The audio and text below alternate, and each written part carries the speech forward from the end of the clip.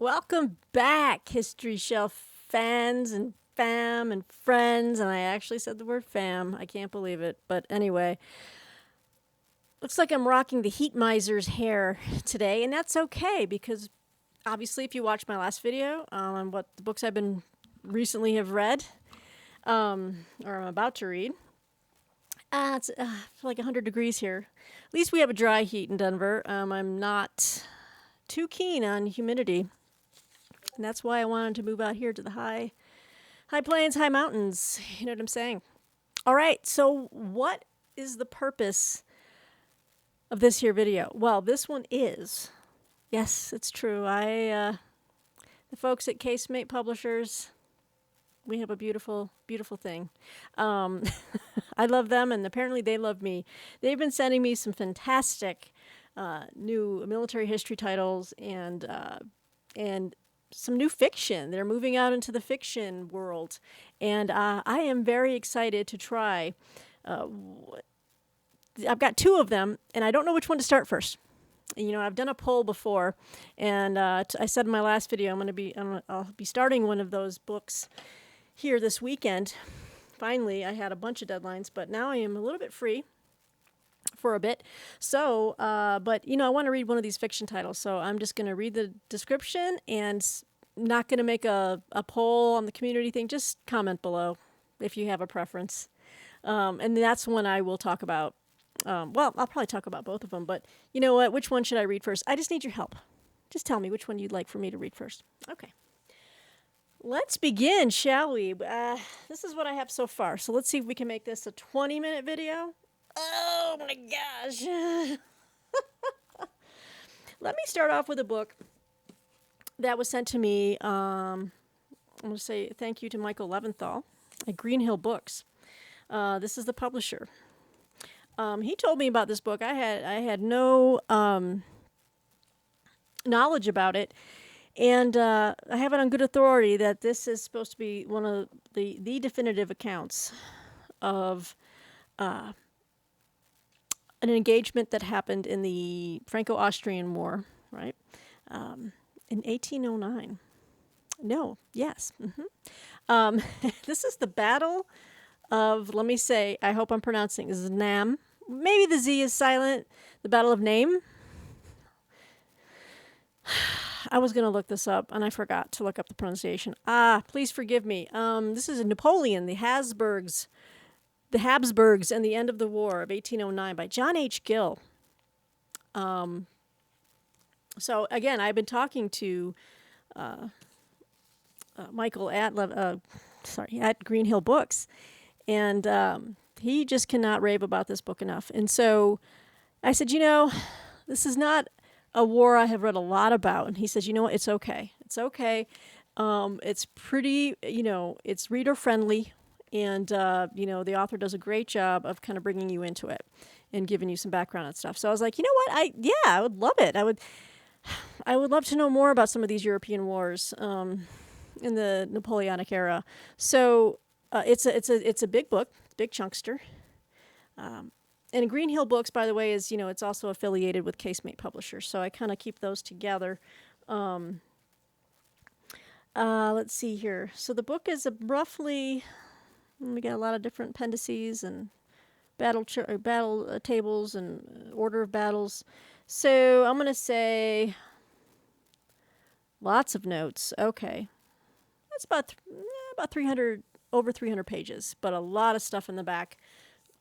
Bibliography, again, battle orders and stuff like that. But let me give you a brief synopsis. So this is about a largely unknown engagement which brought the 1809 Franco-Austrian War to an end. The Battle of Znaim, July 10th and 11th, 1809. And it was the culmination of an intense period of combat action and diplomacy as the Austrian forces retreated after the cataclysmic Battle of Wagram. The sanguinary combat at Wagram was a victory, but not the crushing triumph Napoleon sought. The Austrians retreated in good order, while their leaders tried to decide whether to continue the war or seek peace.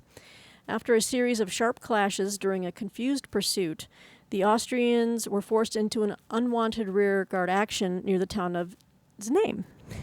In a dramatic struggle of charge and countercharge, villages changed hands several times for 2 days until a sudden ceasefire and armistice ended the bitter fighting and set the stage for the peace treaty that followed 3 months later. With some 100,000 men eventually committed and a decisive outcome, Znaim was a major engagement, but remarkably, this is the first full-length treatment in English of the battle and the related events. John H. Gill is a leading authority on the War of 1809.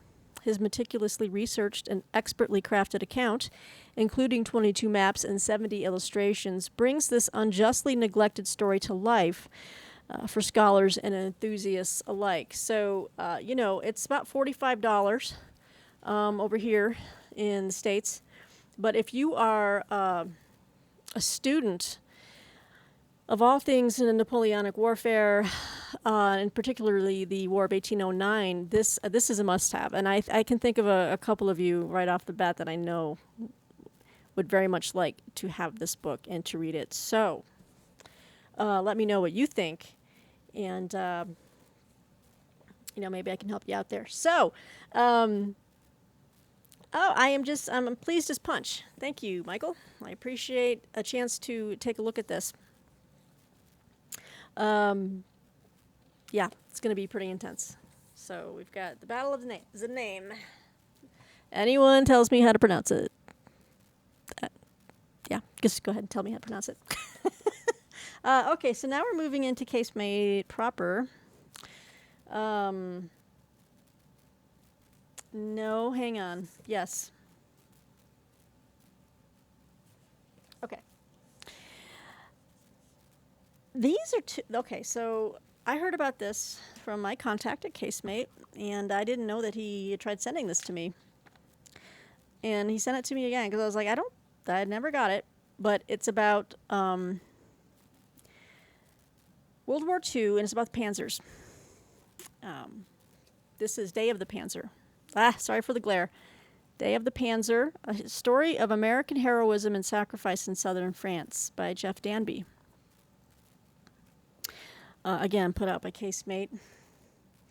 This is a rarely detailed you are there account of World War II combat, describing a brief but bloody tank infantry action in August 1944. Based on 6 years of research, drawing from interviews, primary documents, and visits to the battlefield, Day of the Panzer transports the reader into the ranks of L Company, 15th Regiment, 3rd Infantry Division, and its supporting M4s of the 756th Tank Battalion, as they grapple head-on with the Wehrmacht. L Company was nearly wiped out during the bloody Anzio breakout of May 1944. Under the fiery leadership of Captain James Red Coles, the unit was rebuilt and molded into a tough, colorful bunch in preparation for Operation Dragoon. On August 15th, 1944, they hit the beaches in southern France, joined by the tank crews of 2nd Lieutenant Andrew Orient's 3rd Platoon, all veterans of Casino.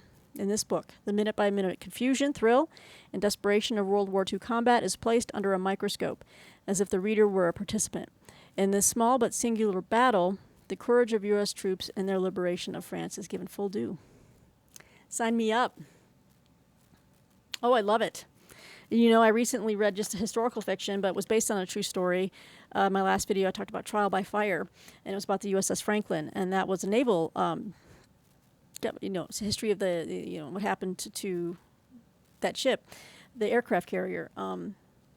But the writer kind of puts you so right there, and then the writing is so authentic, and just talking about the inner workings of an aircraft carrier is educational, and it makes me want to get a big book on aircraft carriers so I can study just the layout and how it looked on the inside. It was amazing. So when I hear that this is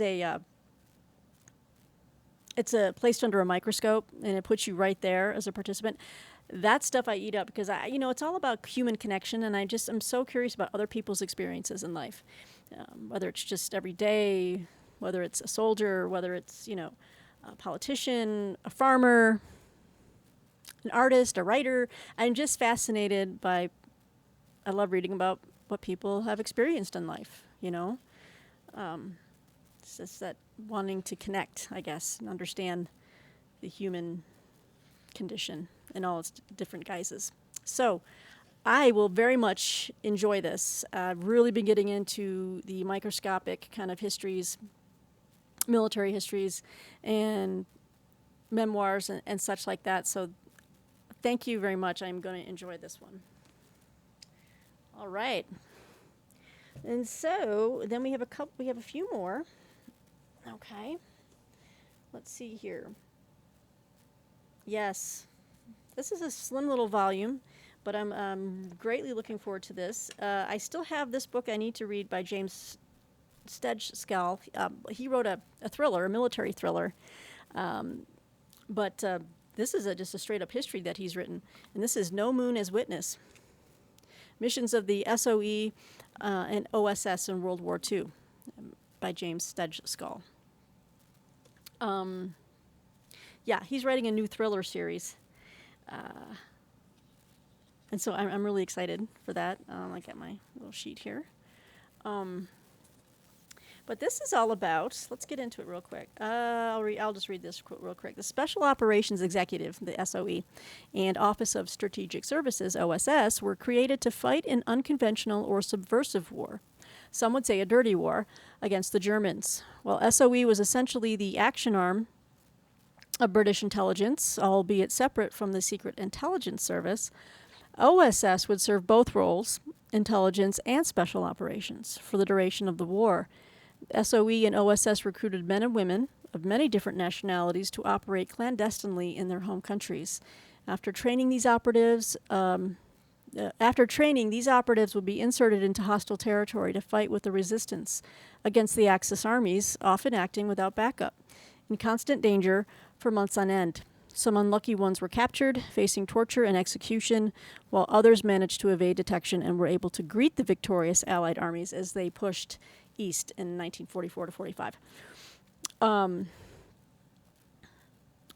This is a very well illustrated book.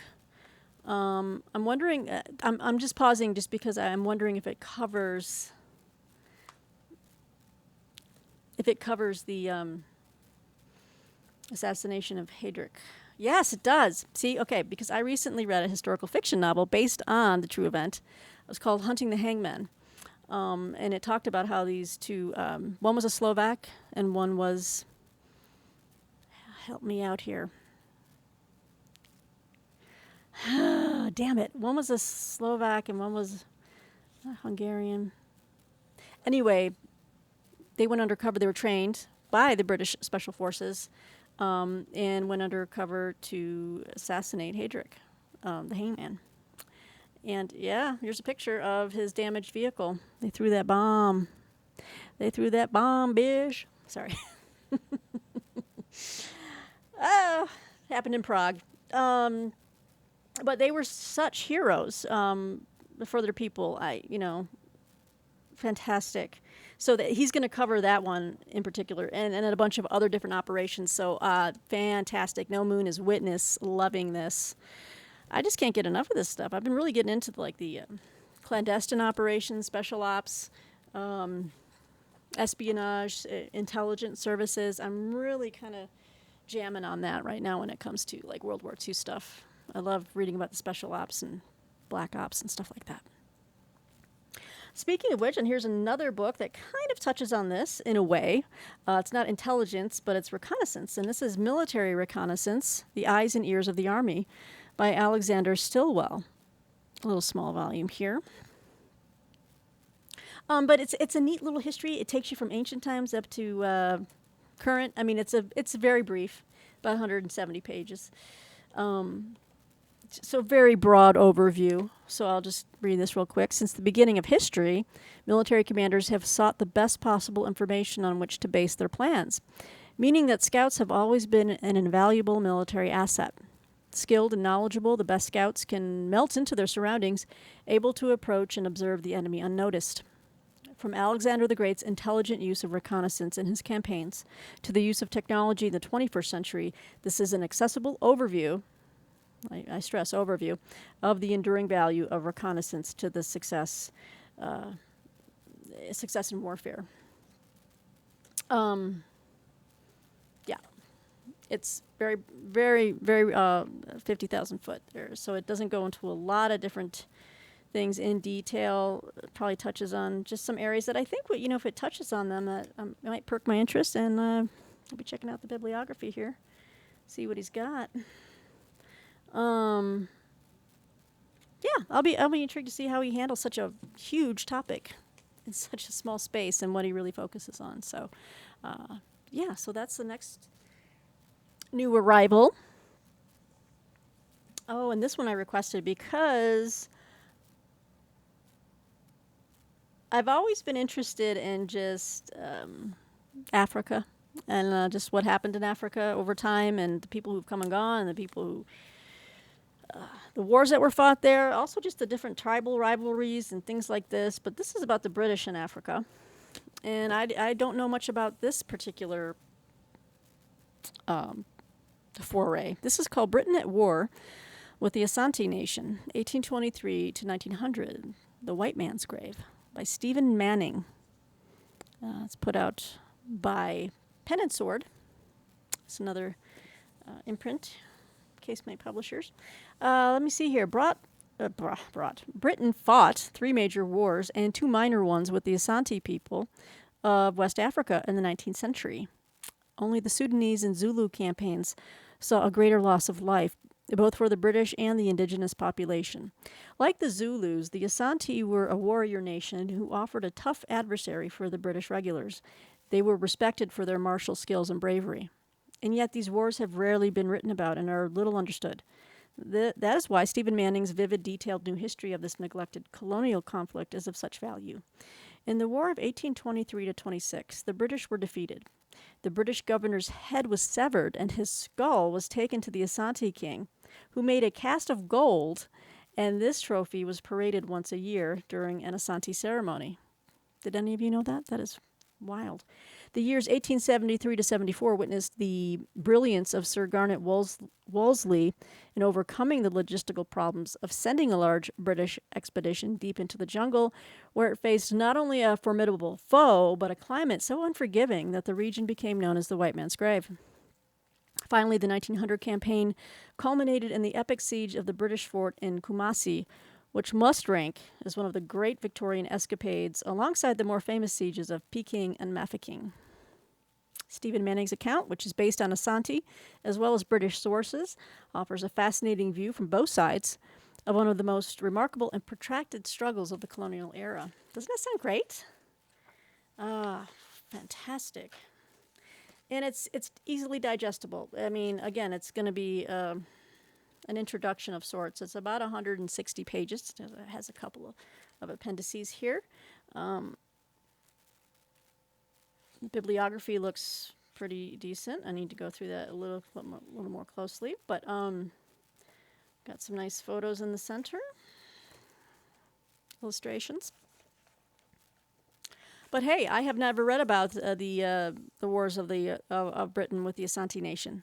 So if there's something out there that I don't know about, I want to know about it. And that's how Peg rolls. So, very happy to take a look at this book here. Okay, the next one up, I'm going to show. I think it was sent to me by mistake, but I think I might be able to mine this for some interesting material on a war that I've recently in the last year have come to be very intrigued, not enchanted, but I've read some historical fiction. I've read a book that called itself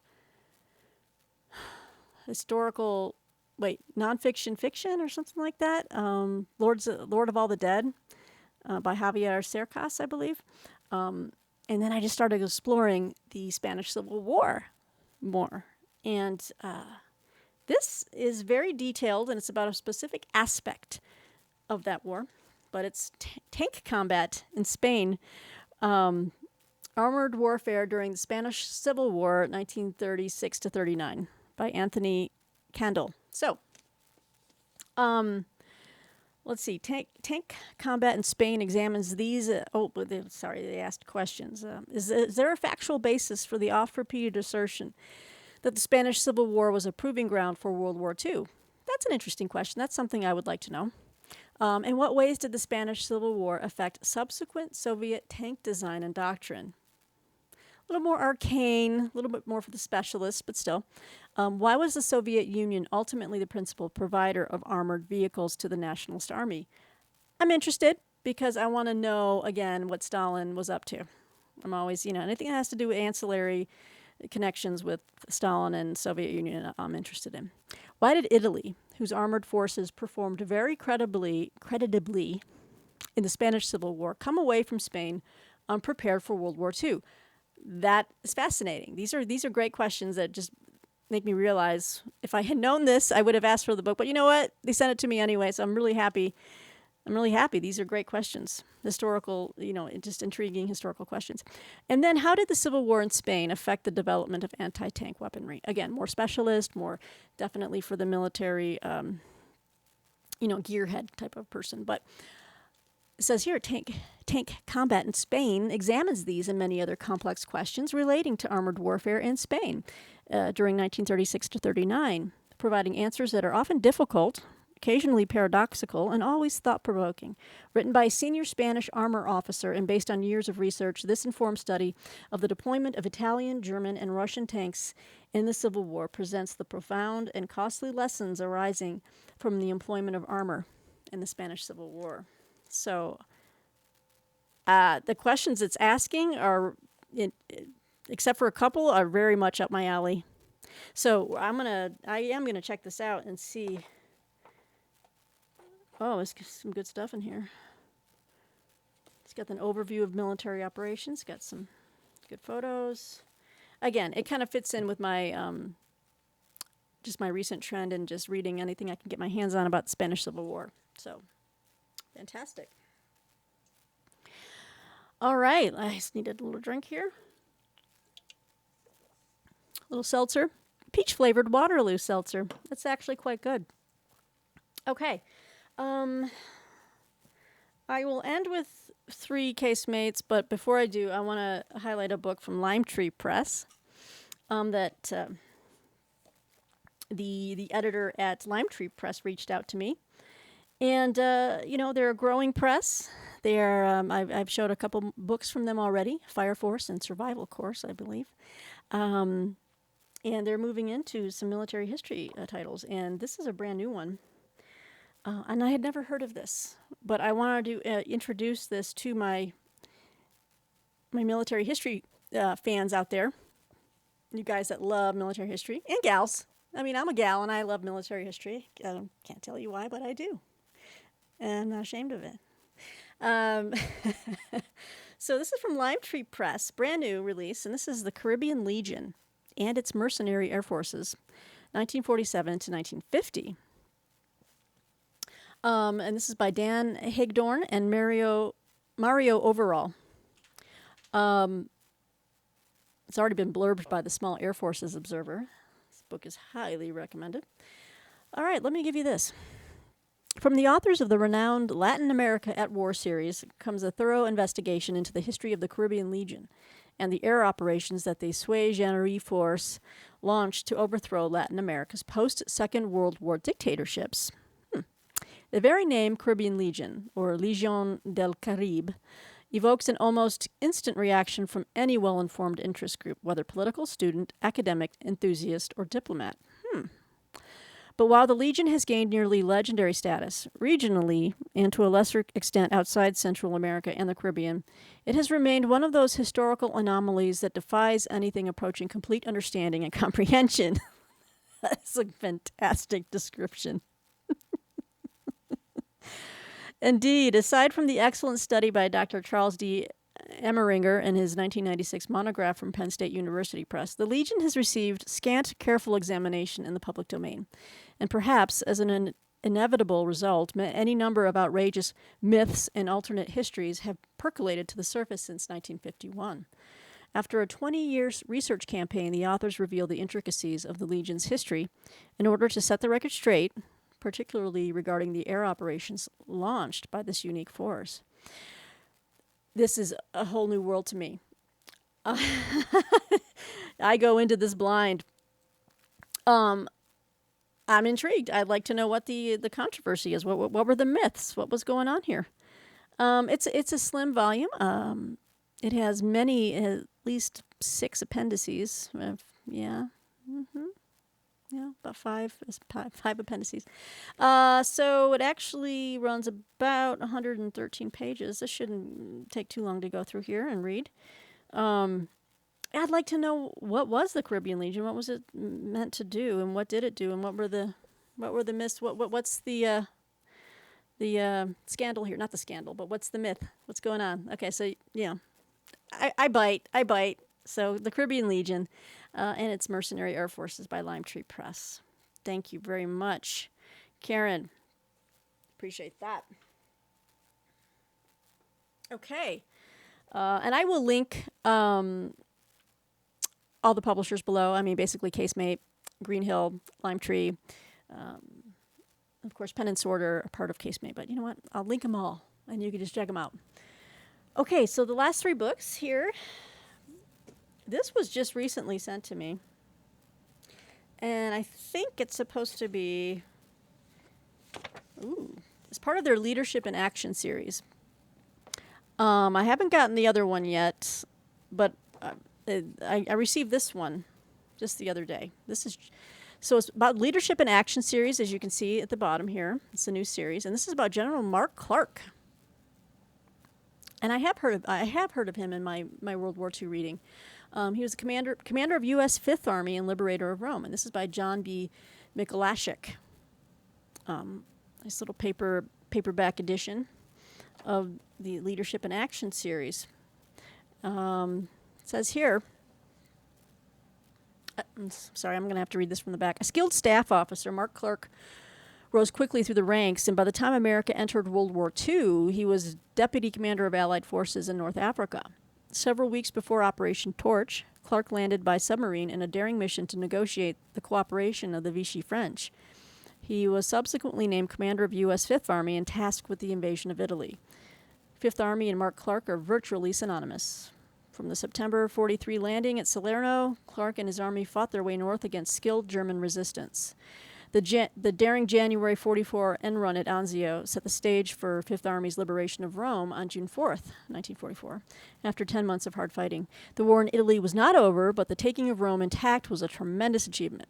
Pitted against one of Hitler's most able commanders, Field Marshal Albert Kesselring, Fifth Army spent another 10 months in ferocious combat from the Gothic Line to the Po Valley as Clark moved up to head all Allied ground forces in Italy as commander of 15th Army Group. The brutal Italian campaign has been long overshadowed by D-Day and the campaign across France and into Germany. Likewise, the senior U.S. commander in Italy has been largely overlooked when one thinks of the great captains of the war. The author remedies this situation, shedding much-needed historical light on one of America's most important fighting generals. Look at you, General Mark Clark. You're finally getting some attention, homie. No, I like it. This is going to be great. Fabulous. Yeah. All right, so this is a new series, and it looks like I might be getting another one. I haven't received it yet. About Hal Moore. A Soldier Once and Always by Mike Gardia. And we know Hal Moore from We Were Soldiers Once. Fabulous. So, okay, cool. Okay, so the next 2 books are the new fiction that Casemate is branching out into, military fiction, historical fiction. And they're in these beautiful editions. Just very evocative, artistic covers. These are great. Let's start with Splinter on the Tide. Now, these are the 2 I just want you to, I'm just like, I could flip a coin, but I thought I'd ask you guys, which one do you think I should read first? All right, we got Splinter on the Tide by Philip Parati. All right.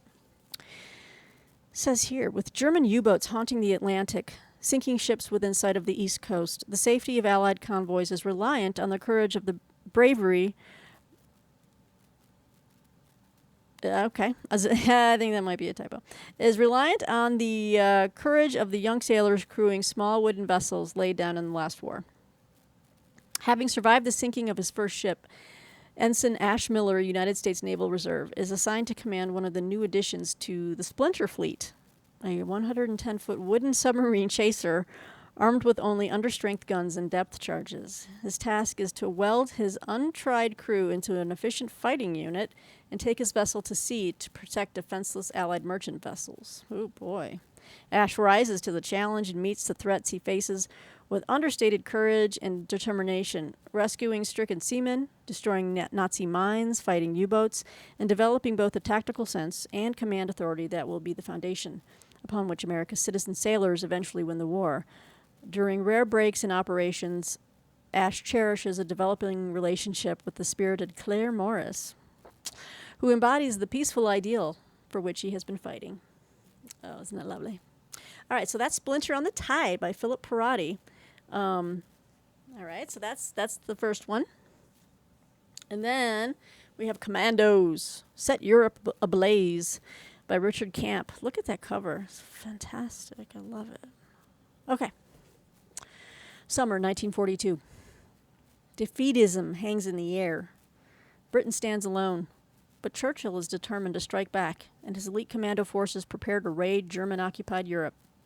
U.S. Marine Captain Jim Kane and his gunnery sergeant, Leland Montgomery, are surprised to receive orders to the British Commando Basic Training Center in the Scottish Highlands. There they are put through the brutal specialized training.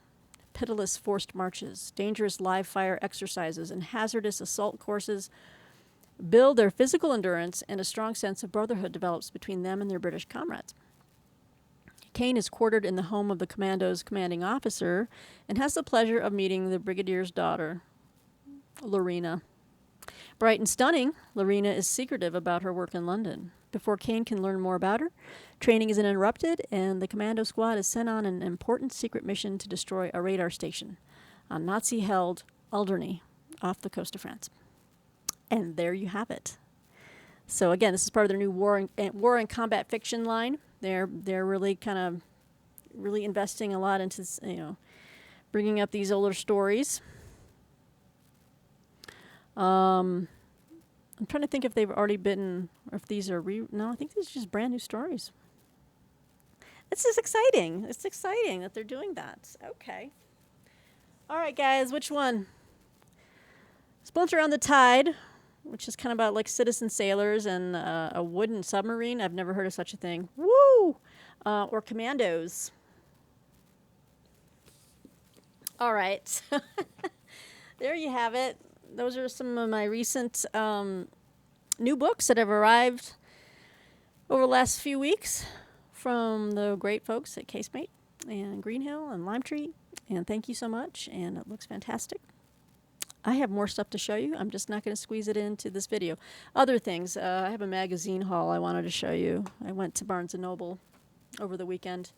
And frankly, the only thing worth getting at that place anymore are just magazines because, well, I'll go on a Barnes & Noble rant next time. So, all right, guys. Until then, have a fabulous night. Stay cool out there, and we'll talk to you soon. Ciao.